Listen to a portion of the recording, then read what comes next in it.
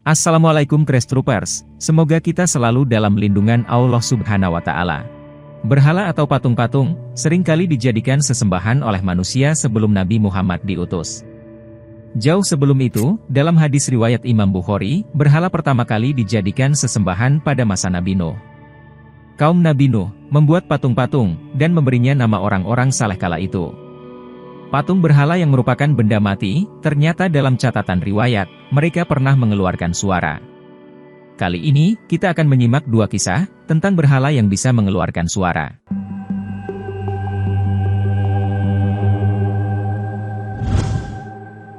Kisah pertama, berasal di zaman Nabi Musa. Ketika belum genap 40 hari Nabi Musa bermunajat kepada Allah di Bukit Tur Sina, Samiri melakukan penyimpangan dengan membuat patung anak sapi dari emas yang dapat berbicara. Parahnya, patung ini dijadikan Tuhan dan sesembahan bagi Bani Israel. Samiri adalah pengikut Nabi Musa yang membangkang. Ibnu Abbas mengatakan, Samiri adalah seorang penduduk Bajarma dan berasal dari kaum penyembah berhala. Dalam dirinya, telah tertanam kecintaan kepada penyembahan terhadap patung dan berhala sapi. Samiri menampakkan dirinya sebagai pengikut Nabi Musa di hadapan Bani Israel, tetapi hatinya mengikuti kepercayaan nenek moyangnya. Menurut Muhammad Ibnu Ishaq, Samiri adalah nama panggilan bagi Musa bin Sufar. Kisah Samiri membuat patung sapi sesembahannya, diceritakan dalam surat Al-A'raf ayat 148. Dan kaum Musa, setelah kepergian Musa ke Gunung Sinai, mereka membuat patung anak sapi yang bertubuh, dan dapat melenguh atau bersuara dari perhiasan. Apakah mereka tidak mengetahui bahwa patung anak sapi itu tidak dapat berbicara dengan mereka, dan tidak dapat pula menunjukkan jalan kepada mereka? Mereka menjadikannya sebagai sembahan, dan mereka adalah orang-orang yang zolim. Bani Israel telah menyembah patung anak sapi selama kepergian Nabi Musa ke Bukit Sinai menerima wahyu dari Allah. Patung anak sapi itu dibuat oleh Samiri atas anjuran pemuka Bani Israel, padahal ia manusia yang taat, dan mempunyai kedudukan yang terhormat dalam masyarakat. Disebutkan bahwa patung anak sapi dari emas itu berasal dari emas perhiasan wanita-wanita Mesir yang dipinjam oleh wanita-wanita Bani Israel saat mereka meninggalkan Mesir. Emas perhiasan itu dilebur dan dibentuk oleh Samiri menjadi patung anak sapi.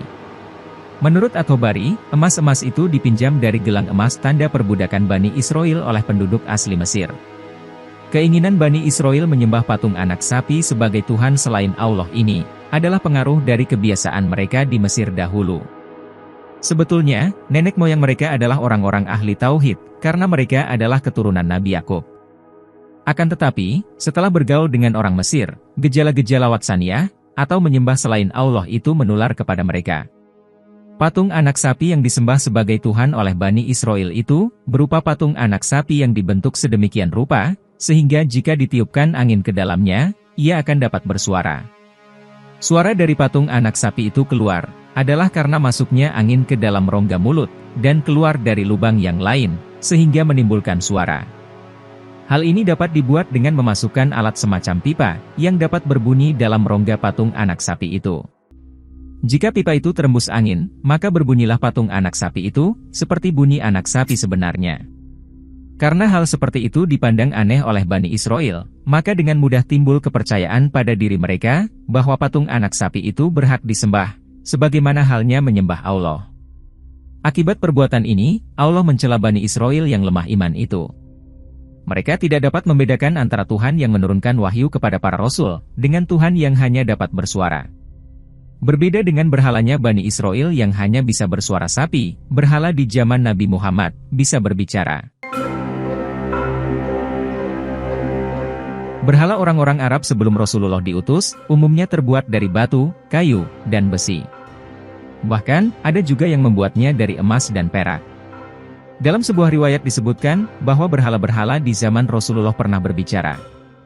Berhala itu berkata, Muhammad telah datang. Syaikh Muhammad bin Abu Bakar Usfuri dalam kitab Al-Mawais Al-Usfuriyah, menukil riwayat dari Ali bin Abu Thalib bahwa ia berkata, suatu ketika, kita sedang bersama Rasulullah pada masa awal kemunculan Islam. Tiba-tiba, ada seorang laki-laki yang naik unta mendatangi kita. Pada dirinya dan untanya terdapat tanda-tanda, kalau ia telah melakukan perjalanan, dan juga nampak baginya tanda-tanda kesulitan melakukan perjalanan. Kemudian ia berdiri dan bertanya, manakah di antara kalian yang bernama Muhammad? Kemudian kami mengarahkan isyarat ke arah Rasulullah. Orang itu berkata, hai Muhammad, manakah di antara dua pilihan, antara kamu memperlihatkan apa yang diperintahkan oleh Tuhanmu kepadaku, atau aku yang memperlihatkan apa yang diperintahkan oleh berhalaku kepadamu? Rasulullah menjawab, baiklah, aku saja yang memperlihatkan kepadamu ajaran yang diperintahkan oleh Tuhanku. Kemudian Rasulullah melanjutkan, Islam tersusun di atas 5 pondasi. Laki-laki itu berkata, hai Muhammad, aku adalah Ghassan bin Malik al-Amiri. Kami memiliki sebuah berhala, di mana kami selalu menyembelih sembelihan di bulan Rajab di dekatnya, dan beribadah kepadanya dengan sembelihan itu. Suatu ketika ada seorang laki-laki dari penduduk kami, hendak menyembelih sembelihan, ia bernama Usham. Ketika ia mengangkat tangannya untuk menyembelih, maka terdengarlah suara yang berasal dari perut berhala itu, hai Usham, Islam telah datang. Berhala-berhala adalah batil. Diri seseorang akan terjaga haknya, sanak saudara disambung, hakikat agama telah muncul. Semoga keselamatan tercurah padamu wahai Usham. Usham pun senang, dan keluar pergi memberitahuku. Lalu kami mendengar tentang beritamu wahai Rasulullah. Beberapa hari setelah itu, ada seorang laki-laki lagi yang bernama Thorik, hendak menyembelih sembelihan di dekat berhala itu. Ketika ia mengangkat tangannya untuk menyembelih, maka terdengar suara yang berasal dari perut berhala itu, hai Thorik, Nabi yang benar telah diutus. Didatangkan kepadanya suatu wahyu firman Allah, yang maha mulia dan maha pencipta.